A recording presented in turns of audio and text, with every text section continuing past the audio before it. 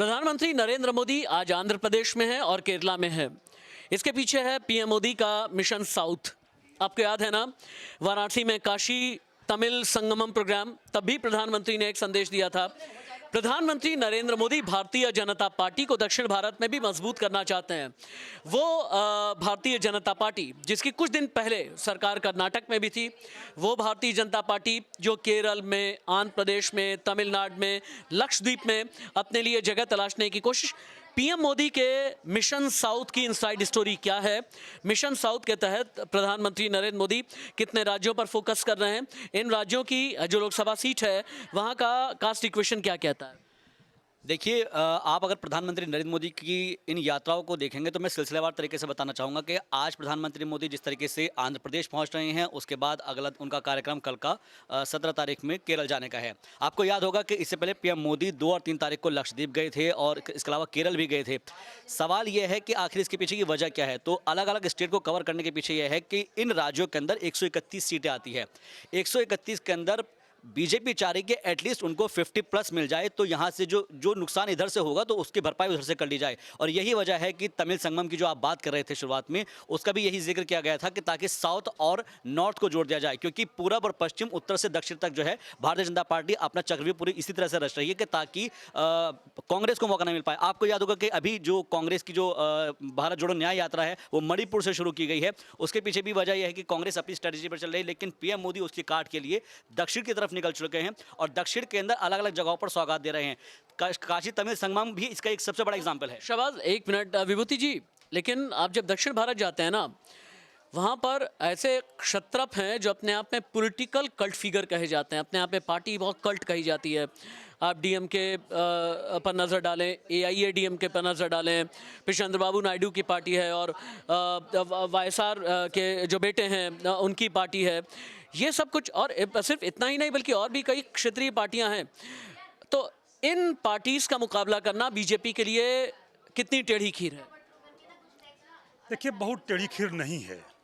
और जो आप कह रहे हैं, क्षत्रप जो है वो आपके यूपी में भी थे, जानते हैं आप, बिहार में थे, जानते हैं, बीएसपी की ताकत आप जानते हैं, सब धराशायी हो गया। देखिए, 29 सीटें अभी बीजेपी के पास है और 25 है कर्नाटका में, 4 आपको तेलंगाना में है।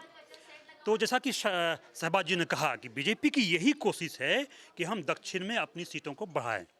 और कर्नाटक के अलावा ये देखिए, खलता भी है कहीं ना कहीं से। बीजेपी सबसे बड़ी पार्टी है विश्व की, बीजेपी, तो उसे खलता है कि दक्षिण में हम क्यों नहीं हैं।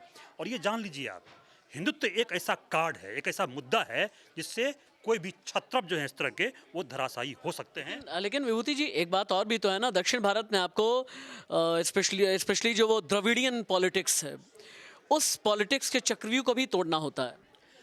ठीक बात है, ये आपकी बात बिल्कुल सही है।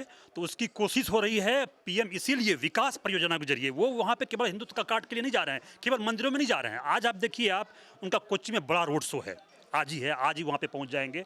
और वहाँ पे कई परियोजनाओं का 4000 करोड़ की जो परियोजनाएं हैं वहाँ देंगे वो। लक्षद्वीप में आपने देखा यही हुआ। तो लगातार विकास की बात कर रहे हैं, और जहाँ विकास की बात होती है ना, तो ऐसे सारे समीकरण वहाँ पे फिर धूमिल होने लगते हैं धीरे धीरे। आप रुकिएगा एक मिनट।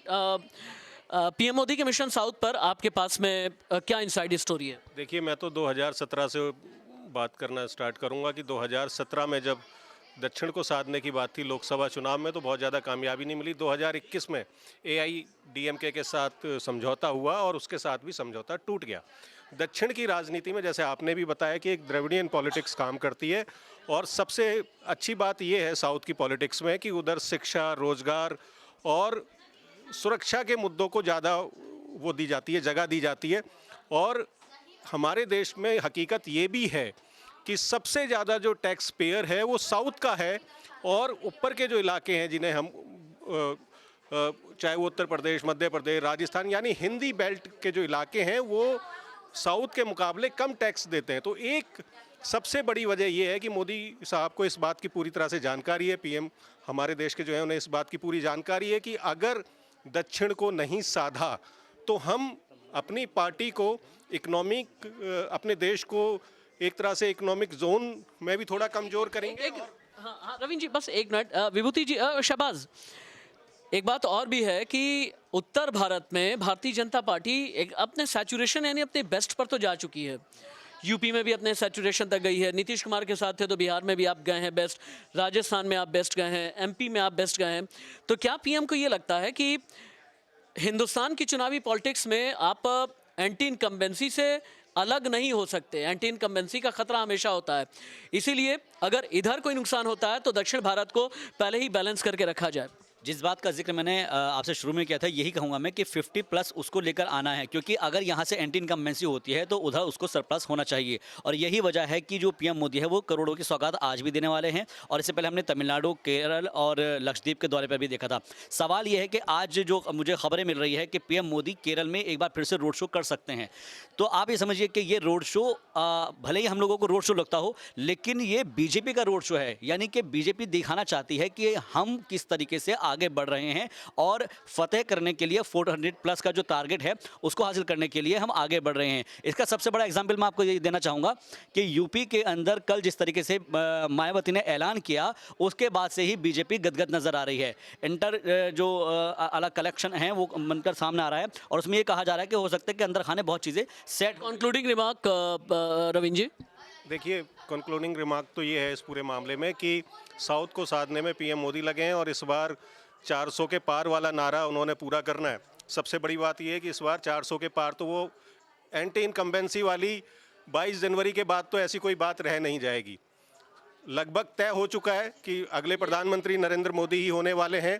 पूरा देश राम में हो चला है, पूरा देश जो है वो राम के रंग में रंग चुका है। तो एंटी इनकम्बेंसी जैसी बात मुझे कोई नजर, यानी जो 13 या 14 या 17 मई को जो नतीजा आने वाला है उसके बारे में पहले ही जिक्र कर रहे हैं हमारे सहयोगी रविंद्र गांधी।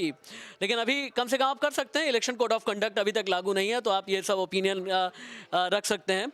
लेकिन हाँ, पीएम मोदी का जो मिशन साउथ जिसके बारे में रविंद्र, शहबाज या फिर विभूति जी जिक्र कर रहे थे, इसकी और भी जानकारियां मैं आगे आपको देता रहूंगा। जितने पॉलिटिकल इक्वेशंस हैं, जो सोशल इंजीनियरिंग है, इसे आसान शब्दों में हम आपको यहीं पर इसी प्लेटफॉर्म पर समझाते रहेंगे। नमस्ते।